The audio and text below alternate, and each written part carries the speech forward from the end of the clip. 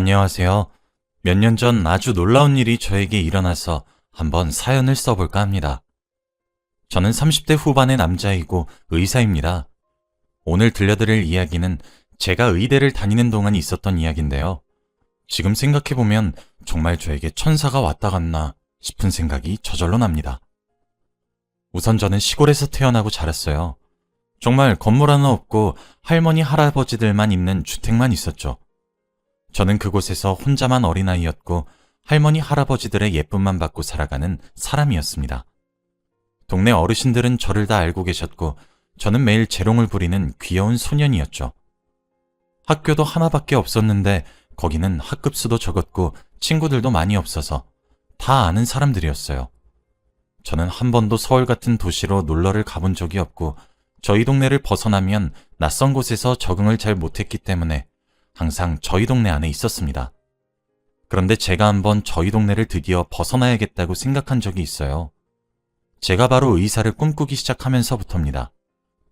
초등학생 때까지는 그래도 하루 종일 놀기만 했는데 중학생이 되고 진로에 대해 고민을 하니 의사가 되고 싶더라고요. 사실 저희 아버지가 몸이 많이 편찮으신데 아버지 같은 아픈 사람을 치료해 줄 수 있는 의사가 되고 싶었습니다.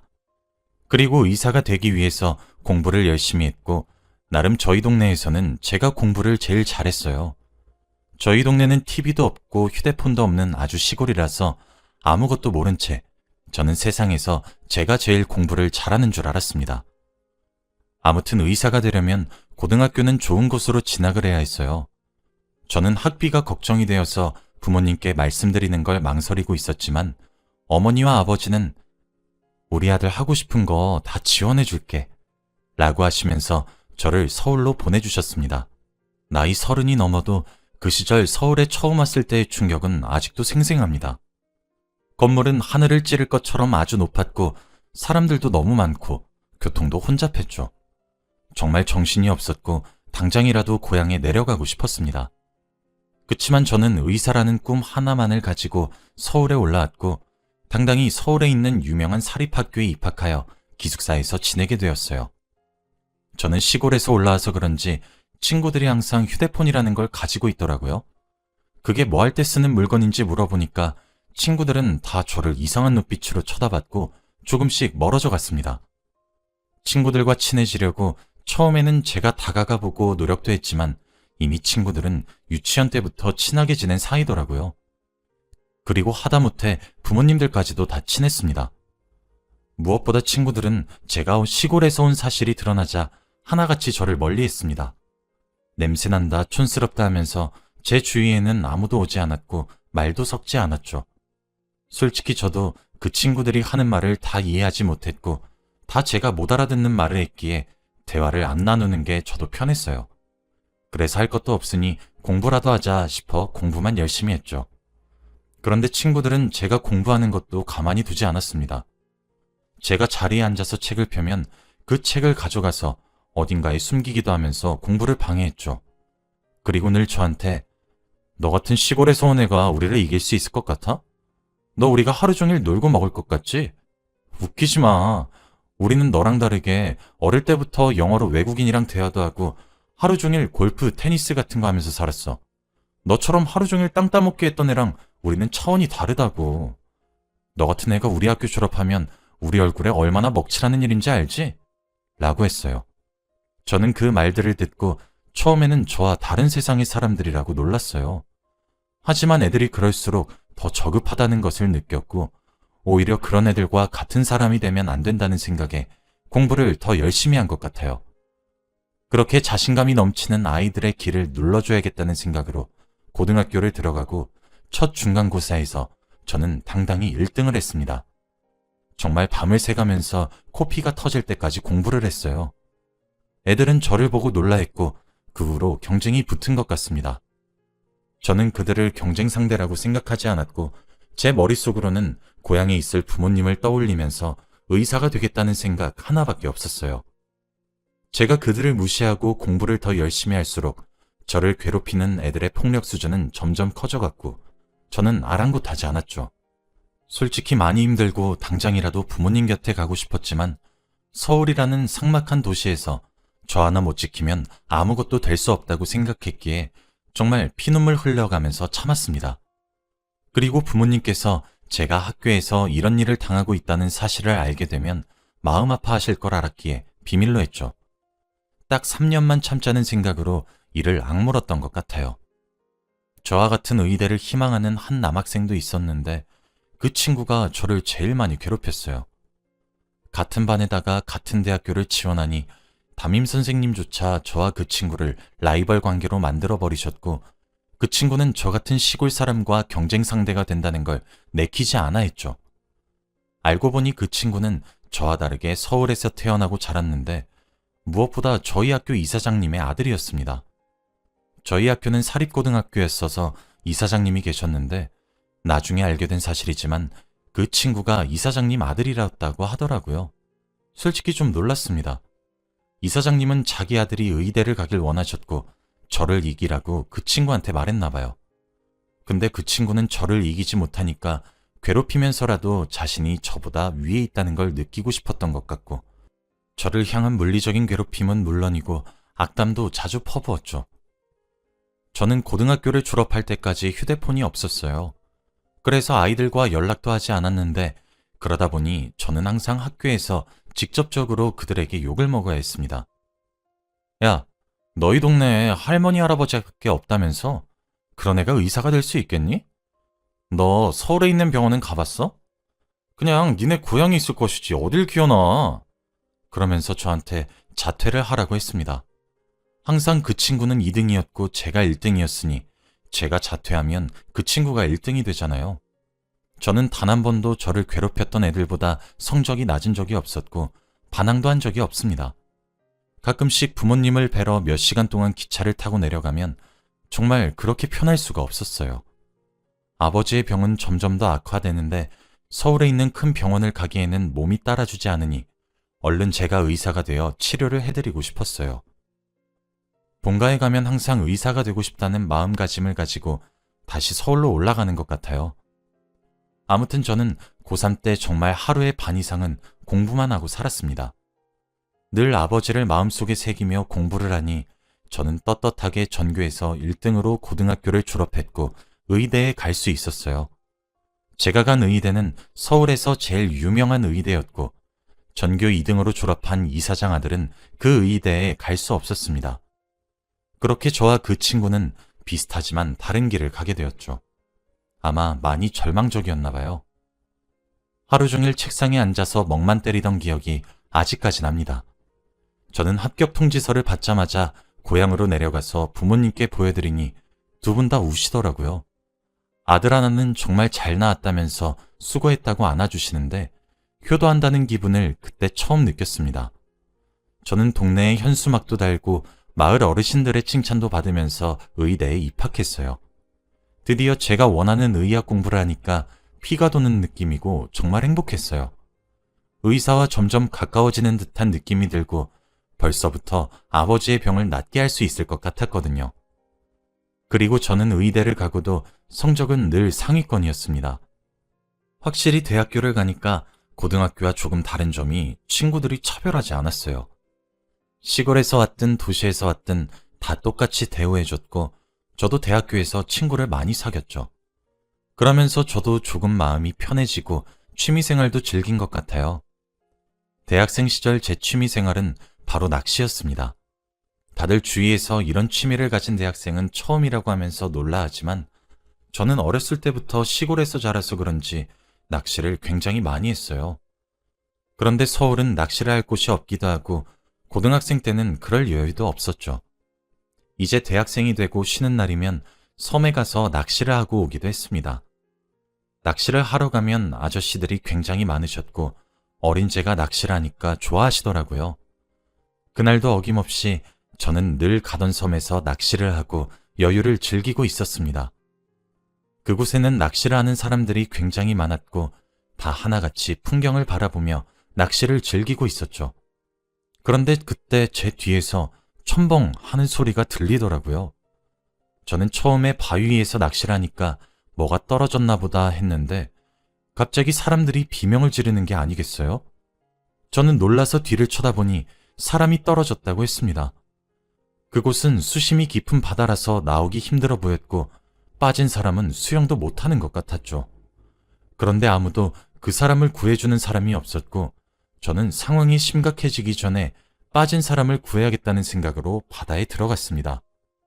저는 어렸을 때부터 아버지와 강에서 헤엄을 치며 놀았던 적이 많아서 수영을 할 줄 알았기에 그 사람을 구출할 수 있었죠. 그 사람은 여성분이었고 겨우 구하니 물을 많이 먹어서 그런지 숨을 쉬지 않더라고요. 저는 학교에서 배운 인공호흡 방법을 이용해서 그 여자를 살려내는데 몇 분 정도 지나니 그 여자가 입에서 물을 뿜고 깨어났습니다. 저는 한순간에 혹시 죽었을까라는 생각이 들면서 너무 무서웠는데 그렇게 깨어나니 의사가 되는 이유가 바로 이거구나 싶더라고요. 그 여자가 깨어나니 낚시를 하던 사람들이 전부 다 박수를 쳤습니다. 그 여자도 저한테 고맙다고 했죠. 그리고 저희는 그날부터 친해졌습니다. 그 여자는 신기하게 저처럼 낚시가 취미라고 하더라고요. 요즘 일이 바빠서 낚시를 많이 못했는데 오랜만에 낚시를 하다가 이런 일이 생겨서 정말 놀랐다며 살려주셔서 고맙다고 했습니다. 그 여자가 정확히 무슨 일을 하는지는 모르겠지만 얼굴이 정말 예뻤어요. 태어나서 그렇게 예쁜 사람은 처음 봤습니다. 그렇게 그날 저는 그녀와 함께 낚시를 하고 해가 질 때쯤 배를 타고 헤어졌어요. 육지로 가서 밥도 먹고 이야기도 나누면서 서로에 대해 많이 알아갔습니다. 한 번도 저의 속마음을 다 이야기해준 사람이 없었는데 그녀와 이야기라니 제 마음속에 묵혀있던 말들이 다 나오더라고요.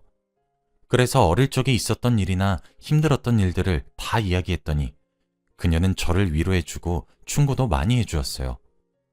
대학생 때도 저는 휴대폰이 있었기 때문에 그 여자와 전화번호를 주고받았고 저희는 헤어졌죠.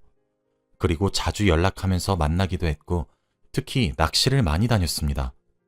사람들도 없고 조용한 곳에 가서 낚시를 하니까 정말 좋더라고요. 그리고 제가 시골에서 살았던 것도 알아서 저희 부모님한테도 소개시켜드렸습니다. 그녀는 평생 서울에서 살아서 이런 정겨운 시골에서 살고 싶다고 말했고 일이 끝나면 바로 시골로 내려가서 살 거라고 하더군요. 생긴 건 완전 도시 여자처럼 생겨서 시골의 분위기를 별로 안 좋아할 줄 알았지만 이렇게 좋아하니 고마웠습니다. 그녀와 같이 여행도 다니고 이야기도 많이 하다 보니까 저도 모르게 그녀가 좋아진 것 같아요. 그녀는 저를 친구로만 생각하고 있는 것 같았지만 저도 그러면 안 된다는 걸 알면서 제 마음을 감출 수 없더라고요. 그래도 제가 여기서 마음을 고백해버리면 그녀와 친구 사이도 되지 못할 것 같아서 참았습니다. 그렇게 한 몇 년 동안 친구로 지낸 것 같아요. 그동안 그녀는 일이 너무 많아졌다면서 저와 만나는 시간이 줄어들었고 저도 의대 공부 때문에 너무 바빠서 연락하기도 힘들었죠. 그래도 한 달에 한 번씩은 꼭 만나서 카페를 가거나 밥을 먹기도 했습니다. 그렇게 저희는 20대 후반이 된 것 같아요. 그런데 어느 날 제가 강의실에서 수업 전에 공부를 하고 있는데 갑자기 한 친구가 저를 부르더라고요. 그러면서 밖에 누군가 저를 기다린다고 했습니다. 저는 누군가 싶어서 나가보니 그녀가 서 있더라고요. 그래서 왜 왔냐고 물으니 그녀가 하는 말은 정말 충격적이었어요. 나 당분간 너 못 만나 라고 하더군요. 그러면서 저한테 그동안 고마웠다고 저를 꼭 안아주었습니다. 그곳에는 사람들이 많았는데 다들 저와 그녀를 보고 뭐야? 이러면서 그녀의 이름을 막 말하는 거 있죠? 저는 그녀의 이름을 이 사람들이 어떻게 알지 싶으면서 당황스러워하고 있는데 그녀는 저에게 그때 구해줘서 너무 고맙다고 말해주었고 저한테 편지 한 장을 준 뒤 자리를 떠났습니다. 친구들은 저에게 다가와서 그녀와 제가 무슨 사이냐고 묻더라고요. 저는 그 친구들에게 너희는 걔 이름 어떻게 아는데? 라고 물었죠. 그런데 애들은 당황하는 듯 했죠. 너 저 사람 누군지 몰라? 무슨 소리야? 쟤 내 친구야. 아니, 너 TV 안 봐? 응, 안 보는데. 아니, 저 사람 요즘 엄청 유명한 배우잖아. 저는 친구의 말을 듣고 엄청 놀랐어요. 그녀가 유명한 배우라니. 저는 TV도 보지 않고 드라마나 영화에 아무런 관심이 없어서 몰랐습니다. 제가 몇 년 동안 친하게 지내고 늘 낚시를 갔다가 밥을 먹고 카페에 가던 그녀가 연예인이래요. 그리고 요즘 엄청 유명한 친구라고 합니다. 저는 그 놀람이 아직까지 잊혀지지 않아요. 그녀가 저한테 준 편지를 읽어보니 그냥 고맙다는 말과 자신의 이름을 인터넷에 검색해보라는 말과 그리고 꼭 다시 만났으면 좋겠다는 말밖에 없었어요. 왜 못 만나는지 알려주지 않았지만 저는 그녀가 허튼 짓은 하지 않을 걸 알았기에 굳이 연락해서 물어보지도 않았습니다. 그리고 저는 의대를 졸업하고 의사가 되었고 아버지의 병을 치료할 수 있게 되었습니다. 그런데 그때 저는 한창 인턴이라 너무 바쁘고 고향에 내려갈 여유가 없었어요. 저희 아버지는 한시가 급한 상황이고 당장이라도 서울에 있는 대학병원으로 와서 수술을 하셔야 했죠. 그런데 동료 인턴이 갑자기 저에게 와서 너희 아버지 우리 병원에 입원하셨다며? 얼른 가봐 라고 하더라고요. 저는 갑자기 이게 무슨 일인가 싶어서 아버지가 혹시 사고라도 나셨나는 생각에 급히 아버지의 병실을 안내받고 달려갔어요. 그런데 거기서는 아버지와 어머니가 행복하게 과일을 드시고 계시더라고요. 저는 너무 놀라서 이게 어떻게 된 일인지 아버지에게 물어보니 아버지의 말씀은 정말 놀라웠어요. 저희 병원은 수술을 하기 위해서 몇 달 전부터 예약을 해야 하는데 그녀가 저희 병원 원장님과 친분이 있어서 아버지의 수술 날짜를 잡아주셨고 병원장님께서 친히 저희 아버지의 수술을 해주셨대요. 몇 년 전부터 저와 만나지 않았던 그녀는 얼마 전 저 몰래 제 고향으로 내려가서 아버지께 수술을 해드릴 테니 병원으로 가자고 했고 그렇게 와서 수술을 한 거래요. 그리고 그 친구는 방금 해외로 가기 위해 공항으로 갔다고 합니다. 저는 수술비도 걱정이 되었고 차도 없어서 아버지를 병원까지 데리고 오는 것도 너무 고민이 되었는데 그녀는 끝까지 저한테 천사 같은 일만 하고 갔어요. 그리고 나중에 알게 된 사실이 그녀가 많이 아팠다는 겁니다. 아버지와 어머니가 그녀를 제일 최근에 본 사람이니 그대로였냐고 물어봤어요. 저는 몇 년 전부터 본 적이 없으니 궁금했거든요. 그런데 아버지와 어머니는 말을 망설이는 듯한 눈빛을 주고받다가 결국 한숨을 쉬시더군요. 그러면서 이건 너한테 말하지 말라고 했는데 라고 하며 고민을 하다가 말씀해 주셨습니다. 그녀는 많이 아프다고 하더라고요. 한국에 있으면 자신의 사생활이 다 노출되는 게 싫어서 미국으로 가는 거라고. 너한테 못 만나고 한 뒤로 몇 년 동안 치료를 받았다가 이제 외국으로 가서 쉬고 싶대. 너 걱정할까봐 일부러 너한테 말 안 했으니 우리한테도 말하지 말라고 하더구나. 그 말을 들으니까 정말 미안하더라고요. 저는 그녀한테 받기만 하고 있었고 막상 준 게 없는데 생각해보면 정말 그녀는 저한테 퍼주기만 했어요. 그리고 나서 인터넷에 그녀의 이름을 자주 검색해보기도 했지만 어떻게든지 기사도 없고 아무런 정보도 없더라고요. 지금 생각해보면 정말 천사가 왔다 갔나 싶습니다. 사막 같은 제 인생에서 오아시스 같은 여자였어요. 정말 제 인생에서 잊을 수 없던 여자였습니다. 지금 생각해봐도 정말 놀라운 일인 것 같아요. 바다에 떨어진 사람을 구해주고 그 사람과 친하게 지냈는데 알고 보니 유명한 배우였고 그러다가 이제 못 만난다고 하면서 해외로 가버리고 어디서 뭐라고 어떻게 사는진 모르지만 꼭 그곳에서는 건강하고 행복했으면 좋겠어요. 여러분도 혹시 저와 같은 일이 있었나요? 저희 가족은 몇 년이 지난 지금까지도 그녀의 이야기를 합니다. 정말 보고 싶어요. 제 이야기는 여기까지입니다. 들어주셔서